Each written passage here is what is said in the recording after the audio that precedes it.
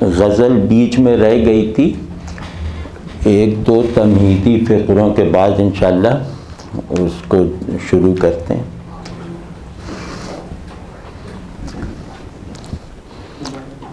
کہ شاعری یا تمام جمالیاتی فنون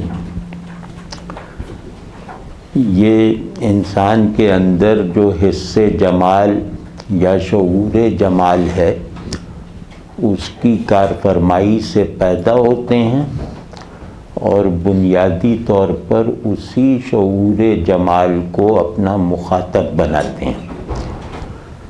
تو یعنی شاعری جمالیاتی شعور کی ایکٹیویٹی ہے، جمالیاتی شعور کی مختلف قوتوں کے تال میل سے پیدا ہونے والا کلام اور بیان ہے، جس کا رخ، جس کی سمت جمالیاتی شعور ہی کی طرف ہوتی ہے، یعنی اس کا مقصد شعور جمال کی تسکین ہوتا ہے۔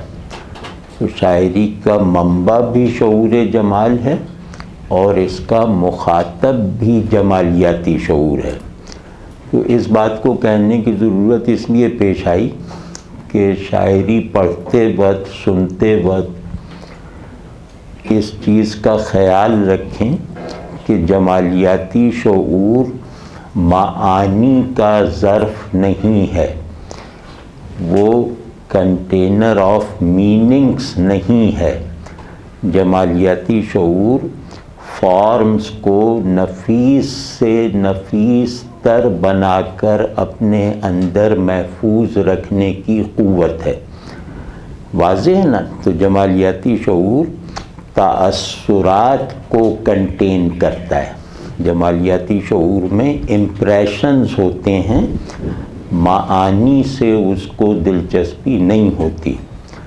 تو تسکین بھی اس کی معنی سے نہیں ہوتی بلکہ شعر میں موجود تاثیر سے ہوتی ہے یا صورت کو دیکھ کر اس سے مرتب ہونے والے امپریشن سے ہوتی ہے۔ واضح ہے نا؟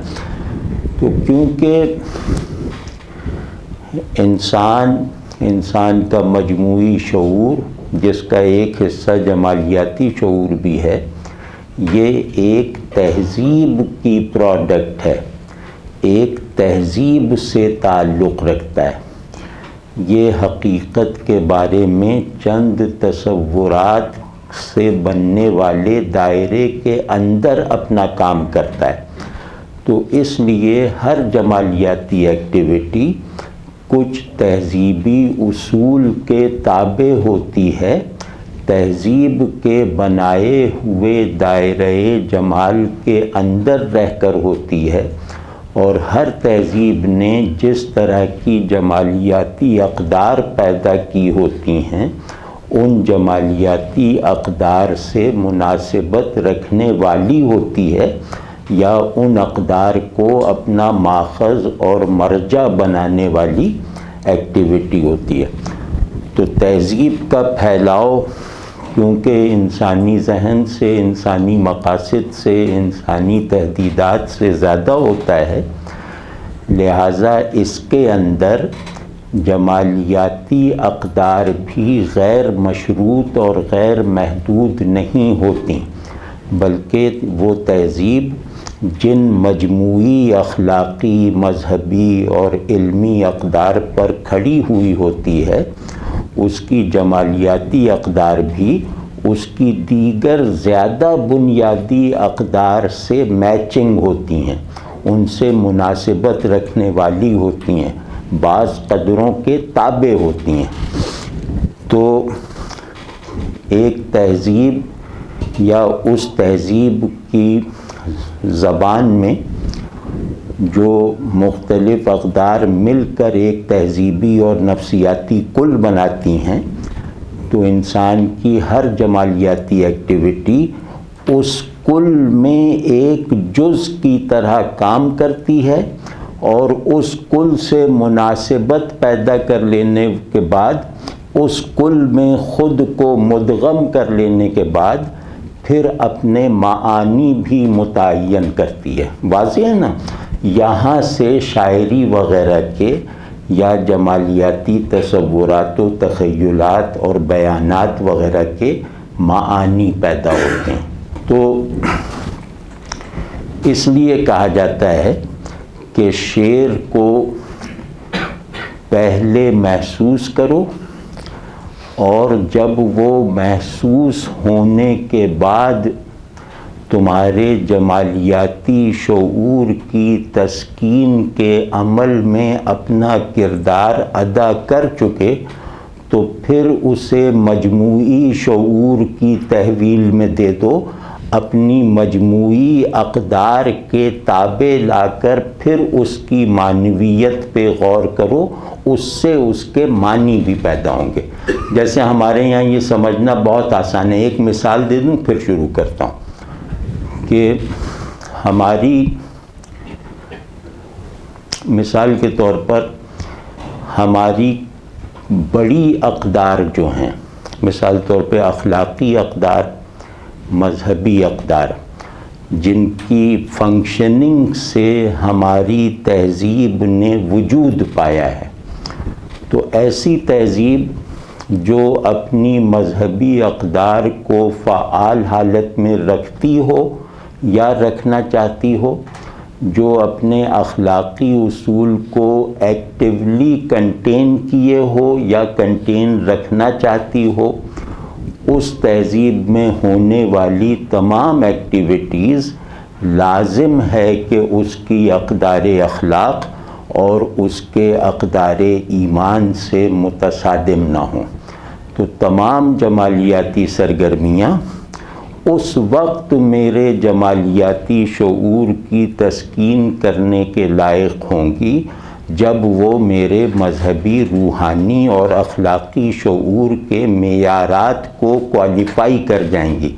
کیونکہ یہ نہیں ہو سکتا کہ ایک بیان سے میرا مثال طور پہ اخلاقی شعور ہرٹ ہو جائے اور وہی بیان اخلاقی شعور کو مجروح کر دینے کے بعد میرے جمالیاتی شعور کی تسکین کا سبب بنے. لیکن شعور میں اس طرح کی دو لختی نہیں ہوا کرتی. تو یہاں سے شعر کے معنی پیدا ہوتے ہیں کہ میں نے جو شعر کی تاثیر کو اپنے ذوق کی تربیت و تسکین کا ذریعہ بنایا، تو میرے ذوق کی تربیت اور تسکین کا ذریعہ بننے کے ساتھ ساتھ یہ میرے مجموعی شعور کے اندر بھی ایک بامانی انداز کی موجودگی رکھتا ہے. واضح ہے نا؟ یہاں شعر کا سفر اپنے قاری کے اندر پہنچ کر تمام ہو جاتا ہے. تو باقی باتیں بعد میں کروں گا کہ شعر سے معنی کیسے پیدا ہوتے ہیں یا نکالے جاتے ہیں. لیکن اتنی بات ذہن میں رہے کہ جب جمالیاتی ایکٹیویٹی محض انفرادیت کا اظہار نہ رہے بلکہ ایک تہذیب کی میں موجود جمالیاتی اقدار کی ترجمانی کی ذمہ داری انجام دے، تو اس میں پھر معنی نکلتے بھی ہیں، پیدا بھی ہوتے ہیں، معنی اخذ بھی کیے جاتے ہیں، معنی اس کو دیے بھی جاتے ہیں. واضح ہے نا؟ بعض مرتبہ قاری شعر سے معنی اخذ کرتا ہے، بعض مرتبہ شعر کو معنی دیتا ہے. تو یہ ہم بعد میں انشاءاللہ کسی وقت دیکھیں گے.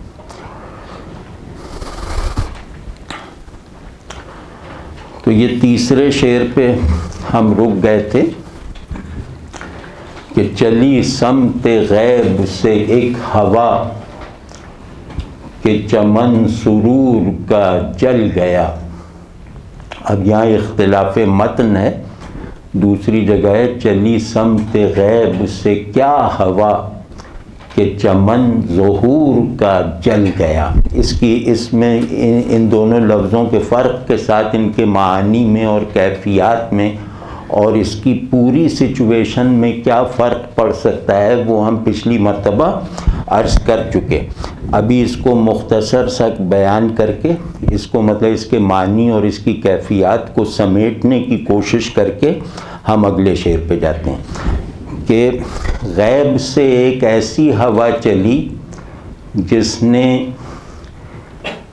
دنیا کو، جو انسان کے لیے انسانوں ہی کی غلط فہمی کی وجہ سے ذریعہ سرور بن گئی تھی، راحت کی جگہ بن گئی تھی، غفلت کا مقام بن گئی تھی، تو سمت غیب سے آنے والی اس ہوا نے اس غلط بینی سے بننے والے مقام سرور کو مٹا دیا۔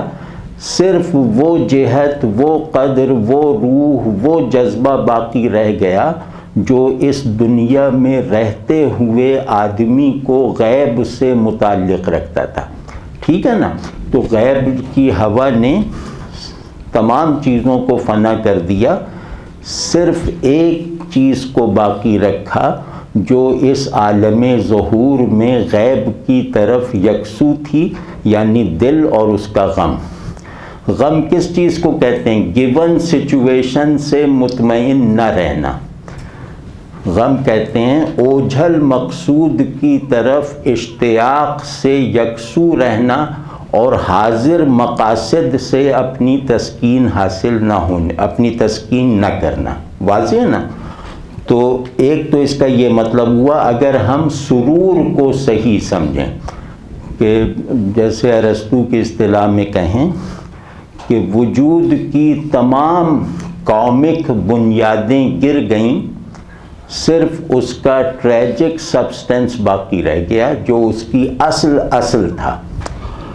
دوسرا، اگر ہم اس کی قرأت ظہور کے لفظ کے ساتھ کریں کہ چلی سمت غیب سے کیا ہوا کہ چمن ظہور کا جل گیا، یعنی ظہور کا چمن اتنا اسٹیبلشڈ تھا، اتنا ڈیوائنلی اسٹیبلشڈ تھا کہ اس کو گرانے کے لیے، اس کو جلانے کے لیے، اس کو مٹانے کے لیے غیب ہی سے کوئی آندھی آ کر اپنا کام کر سکتی تھی، ورنہ یہ نہیں مٹ سکتا تھا۔ واضح ہے نا؟ تو اس لیے اس میں کہا گیا کیا ہوا۔ کیا ہوا کا مطلب یہ ہے کہ کیا عظیم الشان ہوا، کیا الوہی ہوا، کیا ربانی فیصلہ، کیا یہاں تعظیم اور حیرت کے لیے۔ تو چمن ظہور کو بالآخر جلنا تھا سمت غیب سے چلنے والی آندھی سے، تو وہ جل گیا، لیکن ایک دل تھا جو اس پوری اسکیم آف مینیفیسٹیشن سے مانوس نہیں تھا، اس سے مطمئن نہیں تھا، اس پر قانع نہیں تھا۔ وہ جو ہے وہ اپنے مین کانٹینٹ، اپنے بنیادی حال، اپنے بنیادی احساس کے ساتھ باقی رہ گیا۔ وہ ہے دل اور اس کا وہ غم جو اگر مذہبی اصطلاح میں کہیں تو فکر آخرت ہے، عرفانی اصطلاح میں کہیں تو رویت باری تعالیٰ کا شوق ہے۔ ٹھیک ہے؟ غرض کسی معنی میں بھی لیں، یہ دل ظہور کے پیچھے جھانکنے کی ذمہ داری ادا کرنے کے لیے مجھے ملا تھا، تو جب یہ دل اپنی یہ ذمہ داری ادا کرتا رہا، اس لیے چمن ظہور کے مٹ جانے کی وجہ کے باوجود اس کی غیب خوئی، اس کی غیب نگاہی، اس کا پورا جو غم ہے ظہور سے بے اطمینانی کی حالت میں ذات مخفی کی طرف یکسوئی کے عالم میں، وہ غم اس کو بچا لے گیا۔ واضح ہے نا؟ تو اور اس میں خوبصورتی تھی جس کی طرف پچھلی مرتبہ شاید اشارہ نہیں ہوا، وہ خوبصورتی جدید ذہن بہت زیادہ اپریشیٹ کر سکتا ہے، وہ ہے سمت غیب کی ترکیب۔ سمت غیب آج کل کے جس نے فزکس وغیرہ پڑھی ہو اس کے لیے یہ ایک معنوی کرامت ہے کہ شہود کی جہتیں تو فزکس نے ڈائمنشنز دریافت کر لیں، لیکن ایک ڈائمنشن اور بھی ہے جو ان تمام ڈائمنشنز سے زیادہ ایفیکٹو، زیادہ حقیقی ہے، وہ ہے سمت غیب۔ اب یہ عمل کیا ہوا؟ یہ شعر کو معنی دینے کا عمل ہے۔ واضح ہے نا؟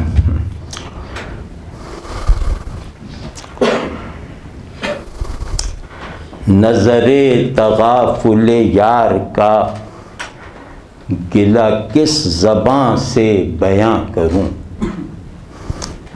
نظر تغافل یار کا گلہ کس زباں سے بیاں کروں، کہ شراب صد قدح آرزو خم دل میں تھی سو بھری رہی۔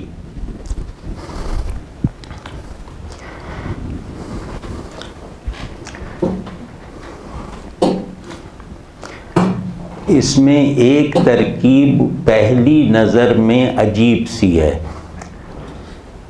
لیکن اس ترکیب کا عجیب ہونا ہی اس کے حسن میں، اس کی معنویت میں اضافہ کرتا ہے۔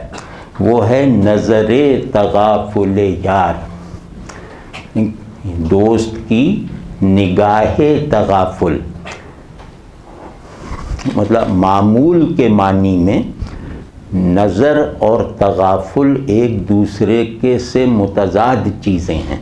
نظر ہو گئی تو تغافل یعنی بے رخی کہاں رہی، تو اور اگر بے رخی ہے تو نگاہ نہیں ہوئی۔ بے رخی کہتے ہی ہیں کہ وہ ہماری طرف نظر نہیں کرتا۔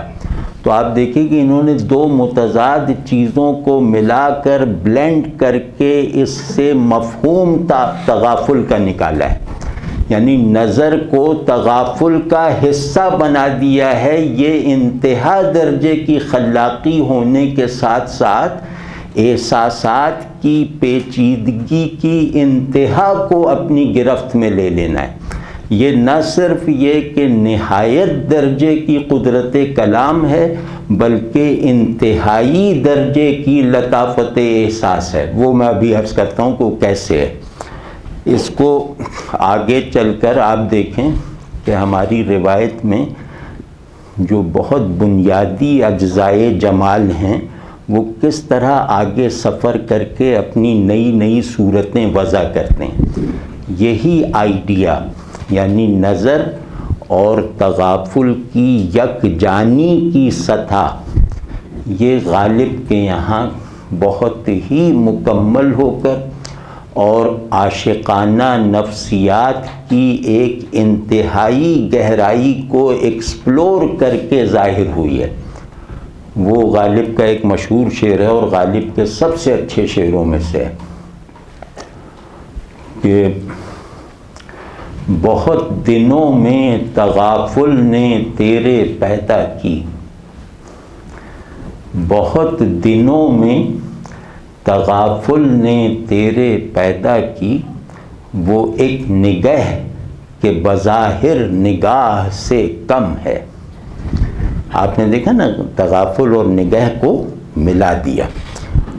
تو غالب کے یہاں یہ ایک نفسیاتی حقیقت ہے، یہاں یہ ایک بہت عاشقانہ حال ہے۔ غالب احوال عشق سے محروم تھے، غالب نظریات عشق تو گھڑ سکتے تھے، احوال عشق نہیں ہے ان کے ہاں۔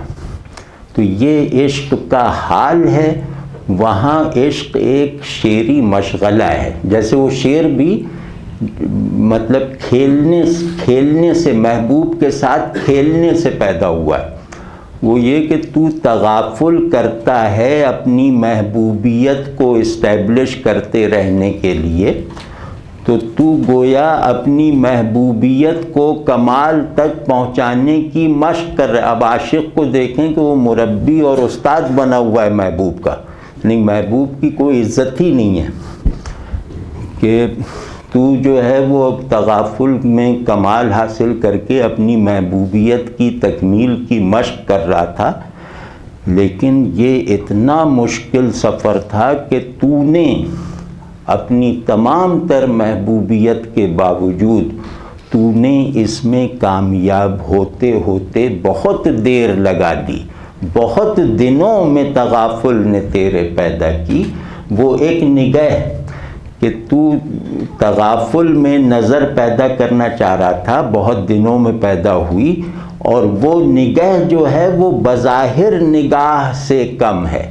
یہاں کرافٹسمین شپ کا مطلب ایک آخری درجہ ہے، لیکن حال کوئی نہیں ہے کہ وہ نگہ بظاہر نگاہ سے کم ہے نا، نگاہ میں سے الف نکال دو تو نگہ بنے گا، تو اس سے وہ کھیل رہے ہیں کہ وہ ایک نگہ جو بظاہر نگاہ سے کم ہے، لیکن اس میں حال ہے کہ نظر تغافل یار کا گلہ کس زباں سے بیاں کروں، اس کا تغافل ایسا ہے کہ نہ اس سے جدا ہونے دیتا ہے نہ اس سے جڑنے دیتا ہے، اس کا تغافل ایسا ہے کہ نہ مجھے اس قابل چھوڑتا ہے کہ اس نے مجھ سے منہ پھیر لیا یہ کہہ سکوں، نہ مجھے اس لائق بناتا ہے کہ یہ کہہ سکوں کہ اس کی نگاہ عنایت چشم التفات میری طرف ہے۔ تو کتنا کامل محبوب ہے کہ اپنی بے رخی اور اپنے التفات کو ساتھ ساتھ چلاتا رہتا ہے، لیکن اپنے التفات کو بھی اپنے مرتبے کے مطابق تغافل ہی کی ایک قسم بنا کر اپنے عاشق میں کنوے کرتا رہتا ہے۔ واضح ہے نا؟ تو دوست کے تغافل کی نظر کا ایسا تغافل جسے عام معنوں میں تغافل کہوں تو بھی سچ نہیں ہے، اور ایسی نظر جسے عام مفہوم میں التفات کہوں تو بھی جھوٹ ہے۔ آپ سمجھیں نا، عاشق کتنے بڑے احوالی تذبذب میں ہے۔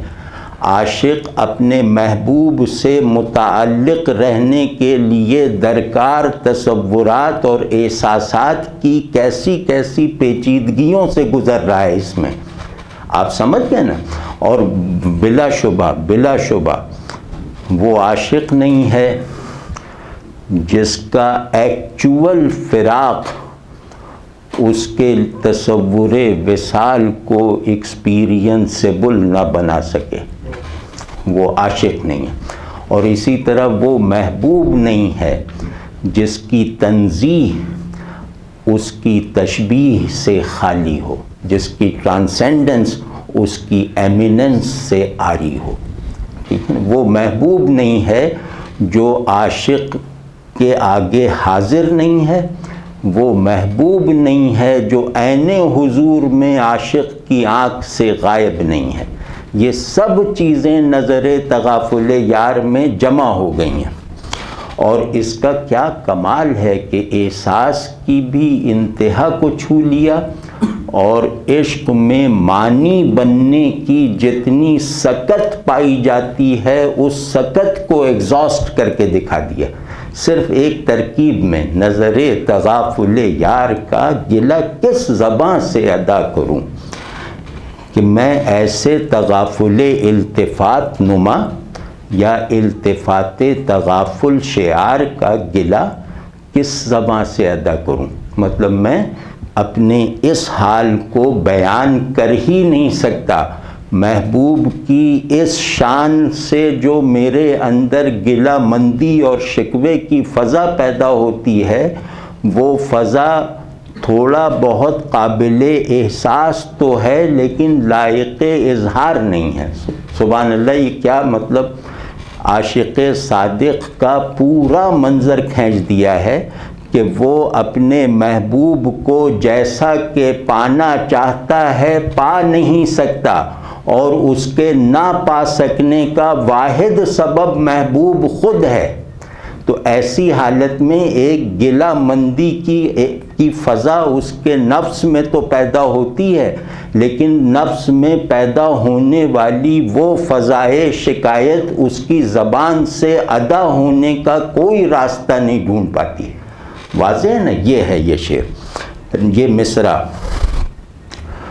تو کہ شراب صد قدح آرزو خم دل میں تھی سو بھری رہی، یہ لیریکل شاعری کی انتہا ہے۔ آپ ذرا غور کی، لیریکل شاعری سمجھ رہے ہیں نا، کہ جو زخم کا بیان ہو اور بہار کے یعنی اس کا اظہار مرہم کی طرح ہو، حال زخم کی طرح ہو، اس کو کہتے ہیں لیریکل شاعری، جو اپنے اظہار میں خوشگوار ہو، اپنے احساس میں المیہ ہو۔ تو کہ شراب صد قدح آرزو کا کوئی جواب ہے کہ آرزو کے 100 پیالوں میں بھری ہوئی شراب، اس کا لفظی ترجمہ ہوا آرزو کے 100 پیالوں میں یا سینکڑوں پیالوں میں بھری ہوئی شراب خم دل میں تھی سو بھری رہی. یعنی آرزو کے سینکڑوں پیالے ہیں، وہ جس شراب سے بھرے ہوئے تھے وہ ساری شراب خم دل کی پراپرٹی تھی، دل کے مٹکے میں بھری تھی اور اسی میں بھری رہی. اس دل سے اس نے ابال نہ پیدا کیا، اس دل سے باہر آنے کا راستہ اسے نہ ملا، اس دل سے چھلکنے کی راہ اس شراب نے نہ پائی. اس بیان میں ایسی صداقت اور شکوہ ہے کہ عاشق نہ ہونے کے باوجود غلط فہمی ہو رہی ہے کہ میں بھی عاشق ہوں. ایسا شکوہ ہے، مطلب جو حال کو منتقل کر دے وہ بڑا شاعر ہے. معنی وغیرہ تو بڑے بڑے فلسفیوں سے پوچھے جا سکتے ہیں، لیکن معنی کو حال سے کمتر بنا دے تو وہ بڑا شاعر ہے. یہ ایسی وہ بے ترتیب انداز سے یاد آیا، یہ جو پہلے مصرے کا ہے نا، نظر تغافل یار کا مضمون یا اس کی کیفیت، یہ میر نے بھی باندھی ہے. میر کا زمانہ کیونکہ سراج سے بالکل جڑا ہوا ہے، تو اس میں کرنے گئے تھے اس سے تغافل کا ہم گلہ، کرنے گئے تھے اس سے تغافل کا ہم گلہ، اپنا یہ حال کر کے اٹھے ایک نگاہ میں. یہ ایسا، یہ پوری اردو شاعری میں کہیں دکھا دیجئے کہ کرنے گئے تھے اس سے تغافل کا ہم گلہ، اپنا یہ حال کر کے اٹھے ایک نگاہ میں. یعنی یہ ایسا آپ پوری اردو شاعری میں دکھا دیجئے، ایسا یہ کسی نے باندھا ہو. تو خیر، تو یہی ہے، مطلب سراج کہہ رہے ہیں کہ یہ حال بھی ہے اور وہ حال بھی ہے، دونوں حال ہیں. ان دونوں حال نے جو میری جانیں وصال جو پر ستم ڈھا رکھا ہے، اس ستم سے پیدا ہونے والی شکایت کو میں کس زبان سے ادا کروں. مطلب میرے حال کی بناوٹ ایسی ہے کہ انسان کی زبان کی اظہاری استعداد اس کو ادا کرنے کے لیے ابھی کافی نہیں ہے. ٹھیک کہ شراب صد قدح آرزو، کہ آرزو جو ہے وہ سینکڑوں بڑے پیالوں کے مجموعے کا نام ہے. آرزو یعنی آرزوئے وصال، آرزوئے التفات، یہ ایک دنیا ہے فرض کیا. اس دنیا کا کل اثاثہ سینکڑوں پیالے ہیں. قدح کہتے ہیں بڑے پیالے کو. تو آرزو کے تمام پیالوں میں جو شراب کی ترسیل ہوتی ہے، آرزو کے پیالوں کو شراب سے بھرنے کا کام دل فراق زدہ کرتا ہے، دل مہجور کرتا ہے. یہ ہے اس کا مضمون. تو کہہ رہے ہیں کہ میرے دل میں آرزو مندی کی ساری شراب بھری ہوئی تھی، لیکن اس کے چھلکنے میں وہ قوت نہ پیدا ہوئی کہ وہ دل سے چھلک کر زبان تک آ جائے. واضح ہے نا؟ اس شعر کا، اس مصرے کا ذرا حسن محسوس کیجئے کہ میرے دل کی کل پونجی شراب آرزو تھی، لیکن اس شراب آرزو میں عشق کے سکھائے ہوئے ادب کی بنا پر وہ سکریہ جوش نہیں پیدا ہو سکا کہ وہ دل کے مٹکے سے چھلک کر زبان تک آ جائے. آپ سمجھیں نا، یہ کیسی شکایت ہے کہ یہ میرے وجود کی نس نس میں سمائی ہوئی، سرایت کیے ہوئے شکایت ہے، لیکن محبوب کا ادب میرے وجود کا جوہر بن جانے والے غم اور شکوے کو زبان تک آنے سے روک دیتا ہے. اب آپ دیکھیں اس شعر کا جو مطلب، اس کے ظاہر ہے کہ اس کے بہت سارے محاسن ہوں گے، لیکن اس شعر کا اس سے پیدا ہونے والا ایک حال بہت قیمتی ہے.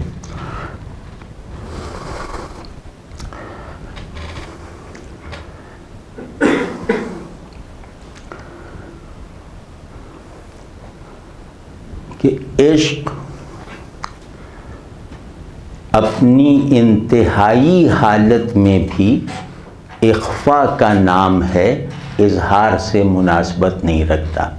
محبوب غائب ہو تو اس کے عشق کا مادہ بھی اخفاء سے تیار ہوتا ہے. یہ اس شعر میں ہمیں سجھایا گیا ہے، یہ اس شعر کا مضمون ہے.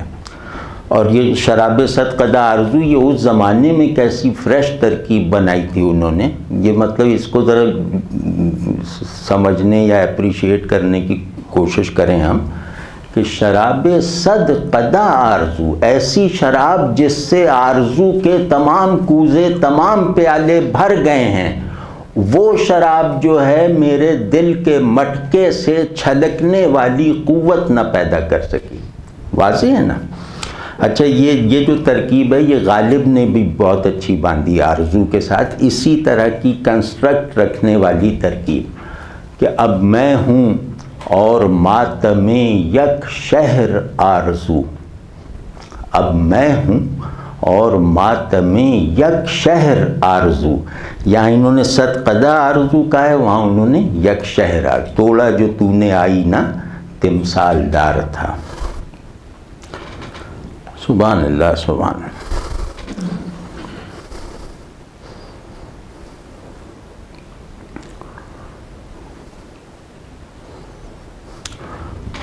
اور بھائی آخر میں اس کے بارے میں ایک فقرہ کہہ دوں، پھر اگلے شعر پہ چلتے ہیں. ہماری عارفانہ عاشقانہ روایت میں اس شعر کا مطلب یہ لکھا جائے، یہ لیا جائے گا یا لیا جا سکتا ہے کہ دل فراق کی حالت سے منکر ہوئے بغیر، دل ہجر کے حقوق کی ادائی سے روگردانی کیے بغیر، ان میں آرزوئے وصال کی ایسی شدت پیدا کیے رکھتا ہے کہ عین فراق میں بھی وصال کے کچھ تجربے فراہم ہو جاتے ہیں. واضح ہے نا؟ یعنی فراق کو خالص نہیں رہنے دیتا، وصال کو ناممکن ہونے کے باوجود فراق کے دائرے میں کار فرما رکھتا ہے.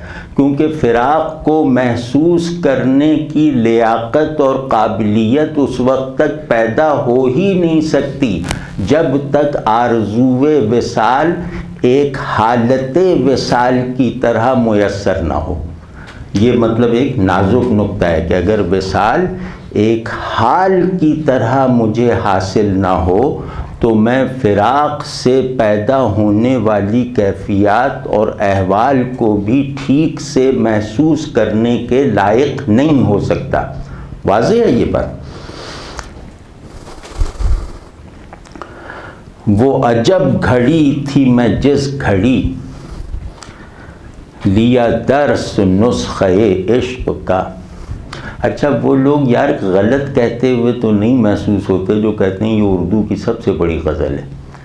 یہ اپنے رنگ کی پہلی اور آخری غزل ہے. نہ اس رنگ میں اس سے پہلے کہا گیا کچھ، نہ اس رنگ کو آگے چلانے والی مجذوبانہ اور عارفانہ قوت ہمارے شاعروں کو میسر آئی. ٹھیک ہے نا؟ وہ عجب گھڑی تھی میں جس گھڑی لیا درس نسخے عشق کا، کہ کتاب عقل کی طاق میں جو دھری تھی تیوں ہی دھری رہی. سبحان اللہ، سبحان. عقل کی عشق کے آگے، عشق کی عظمت کے آگے، عقل کی تحقیر کے جتنا دستیاب مواد آپ کے پاس موجود ہے وہ اس کے آگے ہیچ ہے. یعنی موازنہ عشق و عقل میں ہماری شاعری میں جو بڑے بڑے کارنامے انجام دیے گئے ہیں وہ سراج کے اس شعر کی شدت کو، صداقت کو اور حالت کو نہیں پہنچتے. تو وہ عجب گھڑی کا کوئی جواب ہے کہ پتہ نہیں زمانے نے کہاں سے لازمانیت کی ایک آن لے کر مجھے فراہم کر دی. وہ عجب گھڑی تھی، یعنی زمانے نے اپنی زمانیت سے، اپنی ٹیمپوریلٹی سے عروج کر کے، تجاوز کر کے مجھے ایک ایسی لازمانی آن عطا کر دی جہاں میں عشق کے اصلی حقائق و معارف سے مانوس ہو سکتا تھا.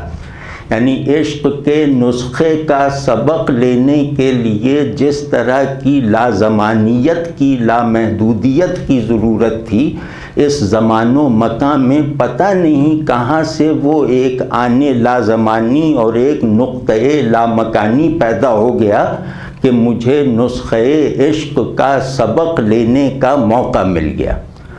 واضح ہے نا؟ نسخہ عشق مطلب کتاب عشق، کہ کتاب عقل درس کوئی جواب نہیں ہے. جس گھڑی لیا درس نسخہ عشق کا، اس میں مدرس محذوف ہے، اور مدرس کا محذوف ہونا ہی مدرس کو زیادہ ظاہر کر رہا ہے. اگر مدرس بیان ہو جاتا نا تو یہ سارا کچھ بکھر جاتا. اب آپ سمجھیں نا، اب اپنے آپ دوڑائیے کہ کون ہے مدرس. وہ سب سے زیادہ واضح مدرس ہے کہ وہ عجب گھڑی تھی میں جس گھڑی لیا درس نسخہ عشق کا. یعنی عشق اور حسن کے دونوں کے مربی اور معلم سے میں نے نسخہ عشق کا درس لیا، ایک حالت لازمانی میں، ایک شان لامکانی میں، کہ کتاب عقل کی طاق میں. اب یہاں طاق میں آپ نے دیکھا نا، طاق میں لازمانی اور لامکانی ہونے کے مقابلے میں ایک تحقیری ٹیمپوریلٹی اور ایک اہانت آمیز یا اہانت انگیز محدودیت پائی جاتی. طاق میں مطلب ایک کونے میں.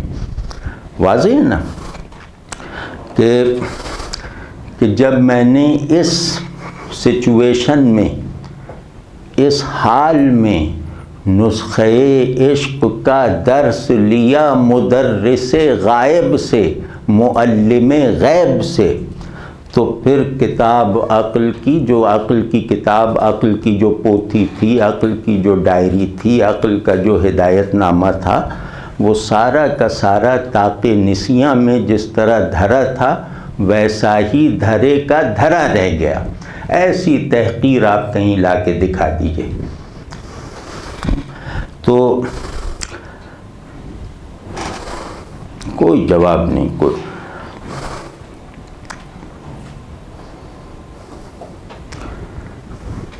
اس میں ایک عجیب ریشنیلٹی کی تھیوری بھی بیان ہو گئی ہے، یا ہم بنا سکتے ہیں.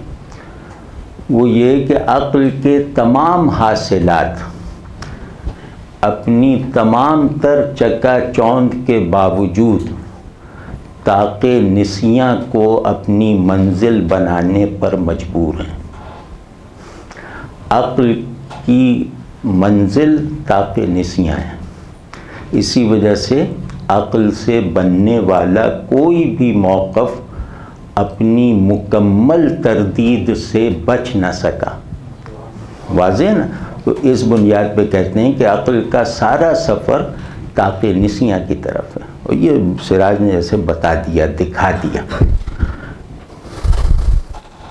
وہ کہہ رہے ہیں کہ تم لوگوں کی عقل جو ہے وہ تصور سازی کر کر کے اپنی معدومیت کا سفر طے کر رہی ہے، لیکن مجھے تو خدا نے عاشق بنا کے بھیجا ہے. تو میری جو کتاب عقل ہے، یا کتاب عقل جو مجھے تم نے تھمائی تھی، وہ میں نے لیتے ہی طاق نسیاں پہ رکھ دی تھی، وہ وہیں دھری کی دھری رہی. آپ سمجھ رہے ہیں نا؟ تحقیر کی حد ہے. تیرے جوش حیرت حسن کا اثر اس قدر سے یہاں ہوا. تیرے جوش حیرت حسن کا اثر اس قدر سے یہاں ہوا کہ نہ آئینے میں جلا رہی، نہ پری کو جلوہ گری رہی. سبحان اللہ، سبحان اللہ.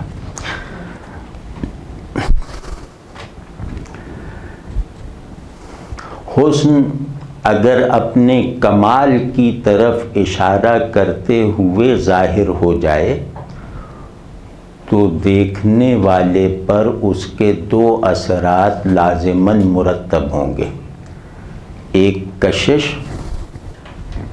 اور ایک حیرت، ایک اشتیاق اور ایک حیرت۔ حسن کو دیکھ کر لپک نہ پیدا ہو تو حسن کو دیکھنے کی تربیت ناقص ہے، جمال کے نظارے سے حیرت نہ پیدا ہو تو جمال کو دیکھنا کوالیفائی نہیں کرتے، ٹھیک ہے نا؟ یعنی جمال کے یہ دو لازمی اثرات ہیں جو قلب عاشق پر یا قلب ناظر پر مرتب ہوئے بغیر رہ نہیں سکتے، قابو سے باہر نکلا ہوا شوق اور بس سے باہر تک پھیلاؤ رکھنے والی حیرت، یعنی بے بس کر دینے والی حیرت اور بالکل بے قابو کر دینے والا شوق۔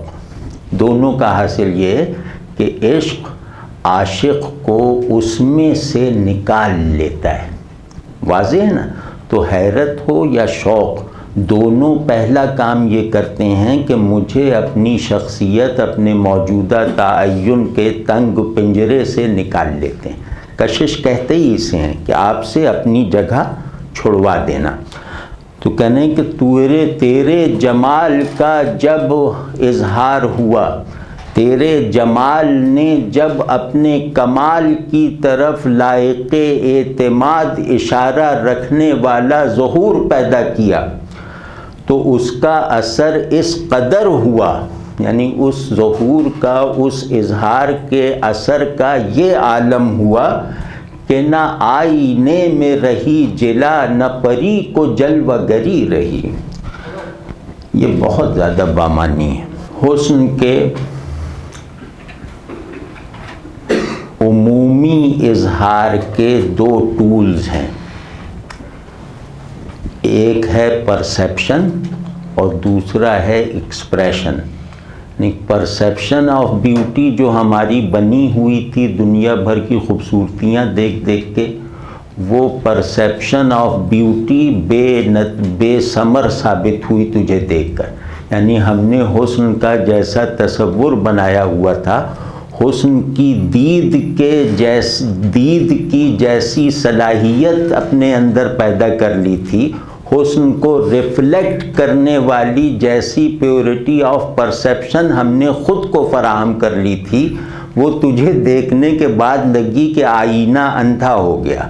یہ سب کچھ بیکار ثابت ہوا، ہماری دید جمال کی تمام تیاریاں ناقص اور بالکل بے نتیجہ ثابت ہوئیں کہ آئینے میں جلا نہ رہی۔ اس کا مطلب پرسیپشن آف بیوٹی ناقص ثابت ہوا، اور پری کو جلوہ گری نہیں رہی۔ اس کا مطلب ہے کہ جو ایکٹیو مینیفیسٹیشن آف بیوٹی ہے، ایکسپریشن آف بیوٹی جو ہے، وہ بھی ناکافی اور بودا اور خام نکلا۔ اس دنیا میں ادراک جمال اور اظہار جمال کے تمام معیارات، تمام اصول، تمام حاصلات، تمام اقدار تیری دید کے پہلے لمحے میں باطل ہو گئے۔ یہ ہے اس شعر کا مضمون۔ جیسے وہ ایک شعر ہے بہت اچھا، شاعر کا نام مجھے یاد نہیں، کہ ہے فست براں دیدہ کہ بروئے تو نہ دیدست، ہے فست براں دیدہ کہ روئے تو نہ دیدست، افسوس ہے اس آنکھ پر جس نے تیرا چہرہ نہ دیکھا، یا دیدو بادست و بروئے نگریدست، یا تجھے دیکھا تو لیکن تجھے دیکھنے کے بعد کسی اور کو بھی دیکھ لیا۔ تو ہم نے کسی اور کو دیکھ دیکھ کے اپنی صلاحیت دید کو مسخ کر لیا تھا، اس کا مسخ ہونا ہمیں محسوس ہی نہ ہوتا اگر تو اپنے حسن کا اظہار نہ کر دیتا۔ سمجھ رہے نا؟ اور مجھے تو یہ فریز بہت اچھا لگتا ہے، پری کو جلوہ گری رہی، نہ پری کو جلوہ گری رہی۔ سبحان اللہ، نہیں، پری کو کا کیسا خوبصورت ہے، پری کو جلوہ گری رہی. اگر کوئی اناڑی شاعر ہوتا ہے نا تو جس طرح اس نے کہا کہ نہ آئینے میں رہی جلا نہ پری کی جلوہ گری رہی، لیکن ظاہر ہے کہ یہ بڑے شاعر کا کلام ہے. نہ پری یعنی پری کی استعداد جلوہ گری فنا ہو گئی. پری جو مظہر جمال کی حیثیت سے اسٹیبلشڈ ہو چکی تھی، اس کی ساری اسٹیبلشمنٹ جو ہے وہ مسمار ہو گئی. یعنی اس دنیا کی تمام استعداد جمال باطل ہو گئی تیرے ایک جلوہ حسن کے تجربے کے بعد. دیکھیں جو اچھے مناسب شاعر ہوتے ہیں ان کی آخری مار یہ ہوتی ہے کہ وہ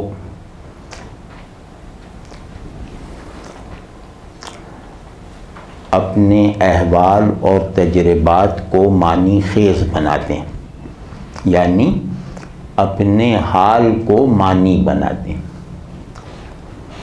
جو بڑا آدمی یا بڑا شاعر بڑی پرسیپشن اور بڑے ایکسپریشن کی یکجائی کر رکھنے والی شخصیت جو ہوتی ہے وہ دوسرا کام کرتی ہے، وہ معنی کو احوال بنا دیتی ہے.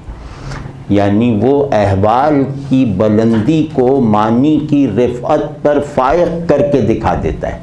ٹھیک ہے نا، یہ کام ہو رہا ہے اس غزل میں.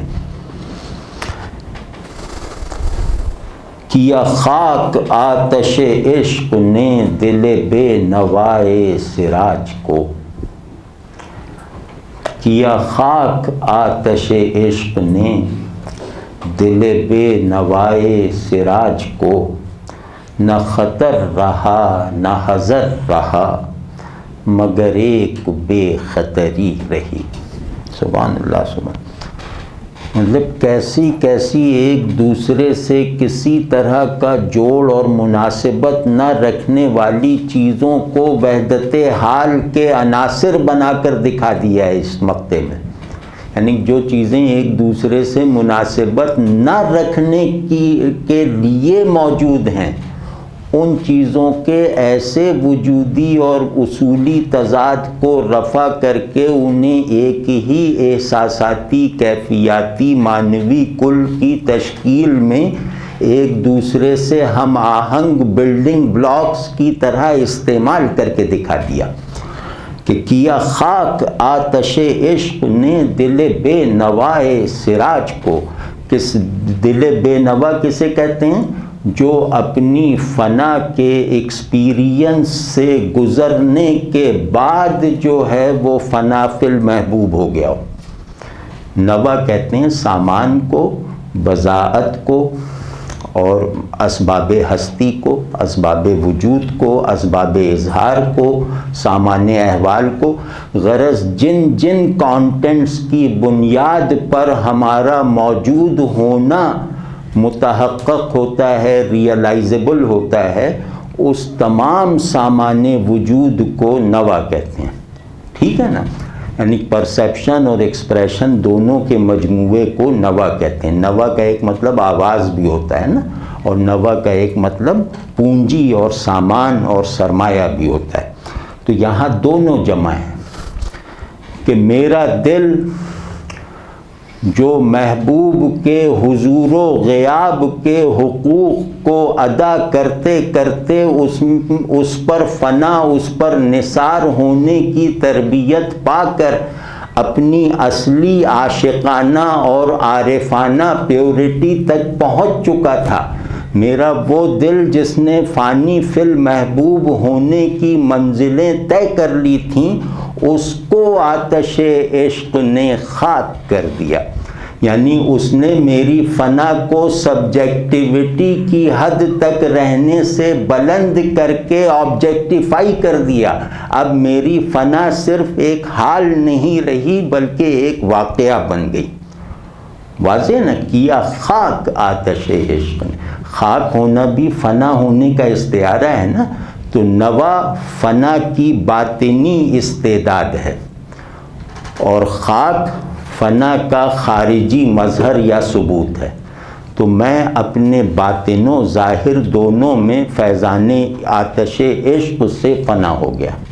تو کیا اور خاک اور آتش میں جو تضاد کی نسبت ہے وہ بھی آپ دیکھیے کہ کیا خاک آتش عشق نے دل بے نوائے سراج کو، نہ خطر رہا نہ حذر رہا. ابھی ہم اس کی پہلی قرات کر رہے ہیں، دوسری اٹمپٹ پھر کرتے ہیں. نہ خطر رہا نہ حذر رہا. خطر اور حذر کو سمجھتے ہیں نا، جہاں سبب خوف باہر ہو وہ خطر ہے، جہاں سبب خوف اندر ہو وہ حذر ہے. اب آپ نے کہا ظاہر و باطن کی رعایت کو دوسرے مصرے میں بھی وہ بیان کیا کہ جہاں ڈرنے کی وجہ مجھ سے باہر ہو وہ خطر ہے، اور جہاں ڈرنے کا سبب میرے اندر ہو وہ حذر ہے. واضح ہے نا؟ تو کہتے ہیں کہ نہ خطر رہا نہ حذر رہا. اس دنیا میں ڈرانے کی جتنی چیزیں پائی جا سکتی ہیں وہ سب چیزیں فنا ہو گئیں. اس نفس میں ڈرنے کی جتنی حالتیں پائی جا سکتی ہیں وہ تمام حالتیں فنا ہو گئیں آتش عشق سے فانی ہو جانے کے نتیجے میں، مگر ایک بے خطری رہی. اب یہاں بے خطری مصرے کے شروع میں استعمال ہونے والے خطر کو محیط تو ہے مگر اس کے معنی میں اضافے کے ساتھ. مطلب یہ کمال اظہار دیکھیے کہ ایک مصرے میں ایک لفظی مادے کو دو جگہ استعمال کرنا عموماً نقص اظہار ہوتا ہے، لیکن انہوں نے ایک مصرے میں 2 مرتبہ خطر کو صرف کیا اور اس سے حسن پیدا کر دیا. وہ کیا کہ دوسری جگہ بے خطری میں خطر کے معنی میں توسیع کر دی. واضح ہے نا؟ وہ کس طرح وہ میں عرض کرتا ہوں کہ نہ خطر رہا نہ حذر رہا مگر ایک بے خطری رہی. بے خطری کے 2 مطلب ہیں. ایک تو ہے نڈر ہو جانا. ظاہر ہے کہ ڈرنے والا اپنی تمام کنڈیشنلٹیز سمیت اگر فنا ہو جائے تو ڈر کہاں رہے گا؟ ٹھیک ہے نا؟ نڈر ہو جانا. تو ایک مطلب تو سیدھا سامنے کا یہ ہے بے خطری کا، بے خوف ہو جانا، بے اندیشہ ہو جانا. اور دوسرا مطلب ہے ہر رکاوٹ کو پھلانگ لینا. بے خطری کا دوسرا مطلب آپ نے دیکھا نا بالکل متضاد ہے. بے خطری کا دوسرا مطلب ہے ہر مزاحمت کو جھیل جانا، ہر رکاوٹ کو پھلانگ جانا.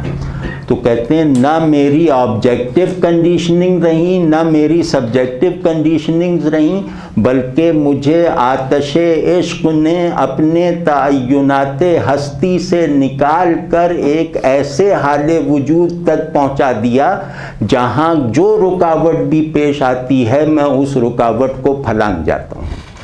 اب اس میں جو حسن ہے وہ جو حسن اس میں اب مطلب بظاہر انسیڈ محسوس ہوتا ہے، جو اس طرح کے اشعار پیدا کرنے والی تہذیبی زمین سے جو معانی پھوٹتے ہیں وہ میں عرض کرتا ہوں آپ سے کہ اس شعر میں کہا کیا جا رہا ہے، اس شعر میں ہمیں کیا حال کمیونیکیٹ یا کنوے کیا جا رہا ہے وہ میں عرض کرتا ہوں.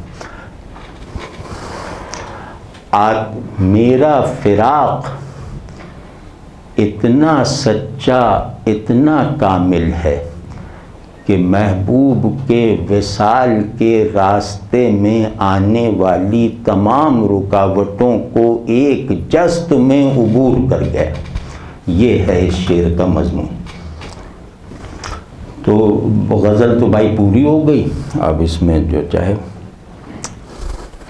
پہلا اور چھٹا شعر ہے، اس میں ایک کمپیریزن کرے تو لگتا ہے کہ پہلا شعر جو ہے وہ زیادہ بڑا ہے پہلے اور چھٹے شعر میں جو بات بیان ہوئی. پہلا اور چھٹا کون سا ہے؟ جو شہرت رسم کا جو ہم نے پڑھا ہے اور خبر چھٹا. ہاں ہاں. اس سے کیا یہ بات بھی ظاہر ہوتی ہے کہ جو محبوب کا اپنا سیلف ڈسکلوجر ہے یہ اس کی طرف سے جو اطلاع ہے وہ زیادہ بڑی ہے جو عاشق ہے اس کی پرسیپشن یا اس کی ریسیپشن. ہاں بہت بہت صحیح، یہ بہت صحیح، اس کا یہی مطلب. وہ خبر زیادہ بڑی ہے اس تجربے سے. عشق احاطۂ عاشق ہے، احاطۂ محبوب نہیں. عشق میں عاشق تو سمایا ہوتا ہے، محبوب نہیں. بہت اچھا نکتہ نکالیں.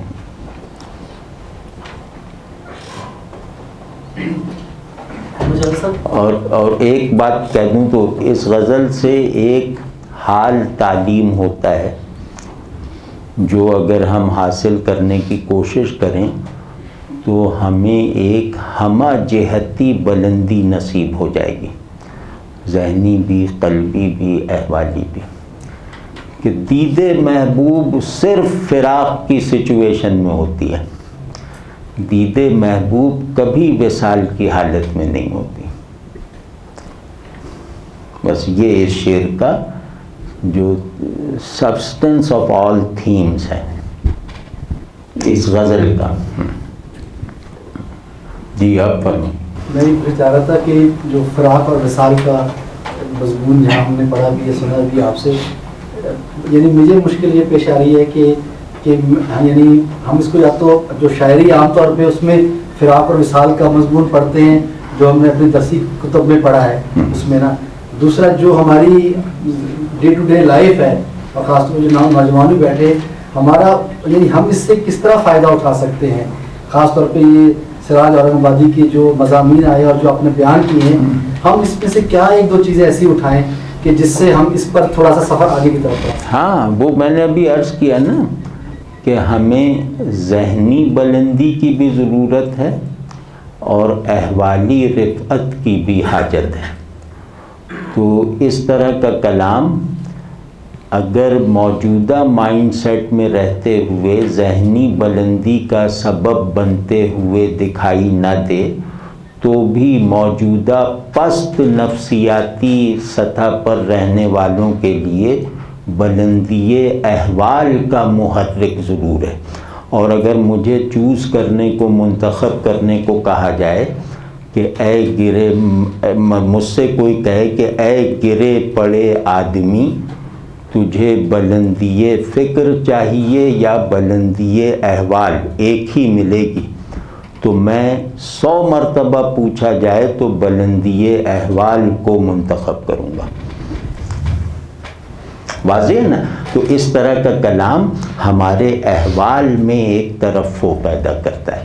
احوال مجھے ڈیفائن کرنے میں احوال کا جتنا حصہ ہے اتنا خیالات کا اور افکار کا نہیں ہے.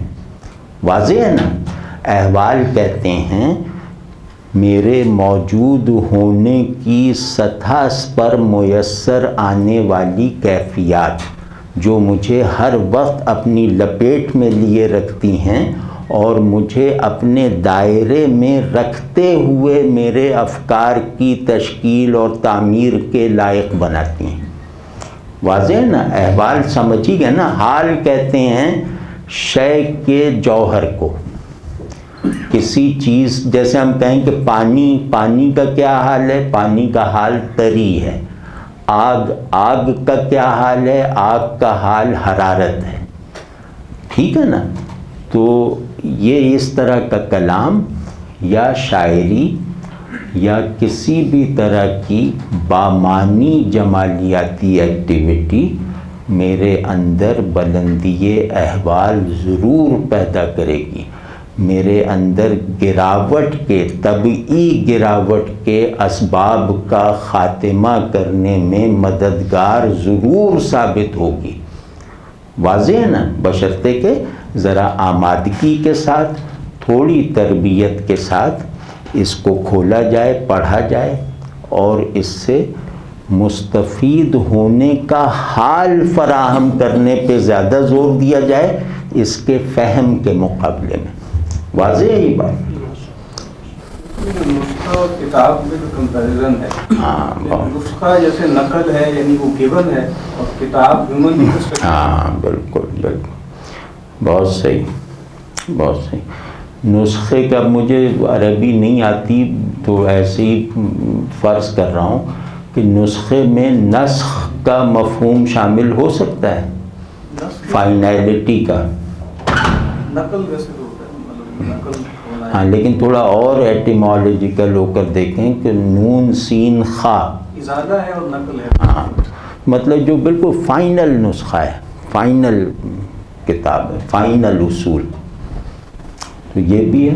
اور دوسرے یہ کہ نسخہ ظاہر ہے کہ یہ میری تصنیف نہیں ہے، جیسے آپ کہہ رہے ہیں نقل ہے، اور کتاب جو ہے اس میں تصنیف کا عنصر غالب ہے. یہ آپ نے فرمایا کہ احوال ظاہر مطلوب ہے، لیکن اگر احوال کے پیچھے بلندی فکر نہیں ہے تو احوال کے اندر کچھ وقت رہنا یا کچھ دیر زیادہ رہنا مشکل نہیں ہو جائے گا؟ ہاں وہ ٹھیک ہے، وہ بات ٹھیک ہے، جامعیت اسی میں. اور اچھا یہ کبھی نہیں ہو سکتا کہ بلندی حال حاصل ہو اور بلندی فکر سے محرومی ہو، یہ تھوڑا سا چلنے کے بعد ایک ہو جاتے ہیں. آپ نے پچھلی نشست میں عشق کے حوالے سے کچھ شعراء کے یہاں بتایا تھا کہ عشق کا مطلب یہ ہے، جیسے اقبال وغیرہ کے، اور غم کے حوالے سے بھی بتا دیں کہ اس میں غم کا بھی ہے کہ ان شعراء کے یہاں غم کا کیا مطلب ہے. میر اقبال، ہاں اقبال کے یہاں غم کا مطلب بہت گرینڈ ہے. وہ کیا ہے؟ غم نہیں غم روح کا ایک نغمہ خاموش. ہاں یہ غم نہیں غم روح کا ایک نغمہ خام. اور کیا انکشاف غم انکشاف راز ہے، راز ہے یہ زندگی، غم انکشاف راز ہے. یہ غم کی جو نظریاتی یا غم کی معنویت پہ یہ حرف آخر ہے کہ آپ ذرا اس فضا میں پہنچیں. راز ہے یہ زندگی، غم انکشاف راز ہے. یعنی زندگی کی حقیقت کو غم کے تجربے سے گزرے بغیر سمجھا بھی نہیں جا سکتا. محسوس کرنا تو دور کی بات ہے، سمجھا بھی نہیں جا سکتا. غم ہے جو زندگی کو اس کی حقیقت کے ساتھ منکشف کر دیتا ہے. وہ میر کے یہاں غم جو ہے نا، وہ غم کا پرسپیکٹیو الگ ہے. اقبال کے یہاں چیزوں کا پرسپیکٹیو نظریاتی ہے. میر کے یہاں چیزوں کا پرسپیکٹیو جو ہے وہ جیسے چلتے پھرتے آدمی کے آخری درجے کو پہنچے ہوئے احوال ہیں.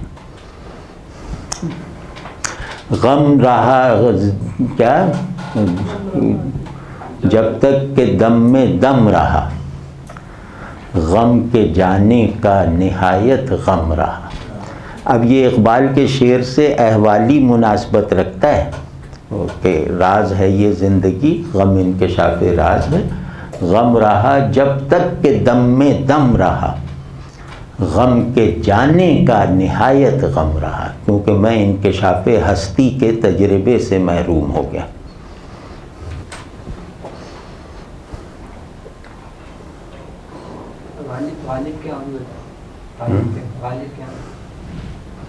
غالب کا کوئی غم، غالب کو بھائی شراب کباب کے علاوہ غم نہیں تھا. غم ہستی کا اسد کس سے وہ جز مر گیا، مطلب بنا بنایا فارمولہ ہے کہ غم ہستی کا اسد کس سے وہ جز مر گیا. اب خوبصورت بیوٹیفائی کرتا ہے. غالب کا سب سے جو انفرادی کمال ہے نا، وہ ہے کہ اتنا زبردست بیوٹیفائر موجود نہیں ہے ہماری روایت میں. یعنی وہ چیزوں کو حسین بنا دیتا ہے ان کی فارم میں.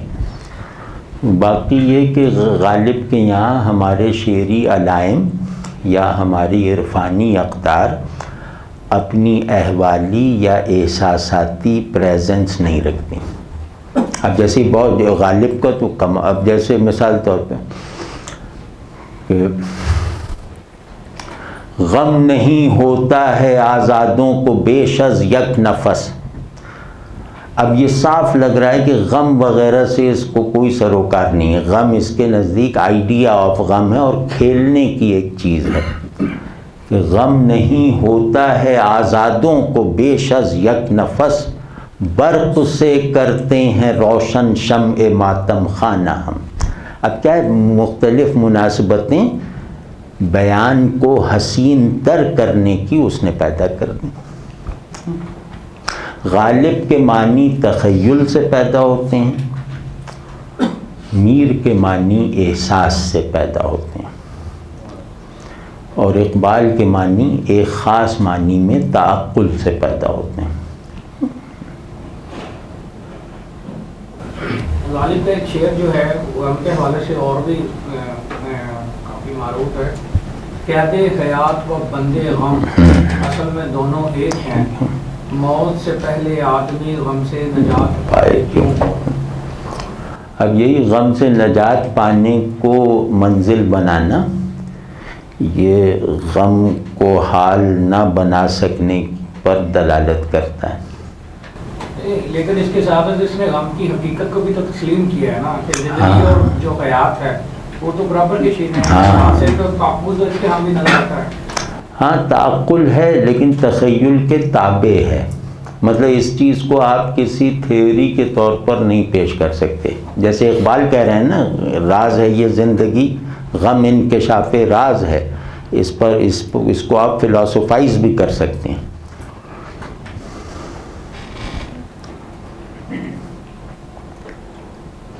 کہ وہ نہیں جیسے کھیلتے ہیں، لیکن یہ نہیں، میں وہ غالب بہت بڑے آدمی ہیں، وہ کیا ہے کہ وہ ارے یار وہ جس میں کھیلتے ہیں، غم کیا دل بھی یارب کئی دیے ہوتے، دل بھی یارب کئی دیے ہو، تو اس کا مطلب وہ سیریس نہیں ہے، نہ غم میں نہ دل میں، کھیل رہے ہیں اور بہت پرلطف کھیل ہے۔ مطلب اس پہ تھوڑی سی میں عام طور پوچھتا رہتا ہوں بچوں کے حوالے سے، کہ خاص طور پہ جس طرح آپ نے بھی اس کا ہمیں تعلیم بھی کیا اور کہ بھی یعنی شاعری کا اور اس کا جمالیاتی جو ہے اس کو ہم یعنی اس کو اڈاپٹ بھی کریں، لے کے بھی چلیں، تو اس میں بالخصوص جیسے پچھلی نشست میں آپ نے بتایا کہ بچوں میں جمالیاتی ذوق کس طرح پیدا کیا جائے، اس کے لیے آپ نے 2-3 چیزیں جو ہیں خاص طور پہ دستیاب۔ اس حوالے سے خاص طور پہ شاعری کی طرف اور اچھے شعروں کی طرف لانے کے لیے، جیسے ہم نے شروع میں چھوٹی چھوٹی شاعری ہوتی رہی ہے اور بچے پڑھتے رہے، اب تقریباً آلموسٹ بہت کم اس کا ہمیں اظہار جو ہے اپنے تعلیم کے اندر جو ہے وہ نظر آ رہا ہے، تو اس پر تھوڑی سی روشنی ڈالیں تو کیسے ہم اس کو بہت اچھا ماشاء اللہ، واقعی 3 شاعر بچوں کو پڑھائیں، ان کا انتخاب اسماعیل میرٹھی، مولانا حالی اور ان کے بعد اقبال، تو اس سے انشاءاللہ جمالیاتی شعور، جمالیاتی ذوق کا بے لگام ہونے کا جو ڈر ہوتا ہے وہ نہیں رہے گا انشاءاللہ۔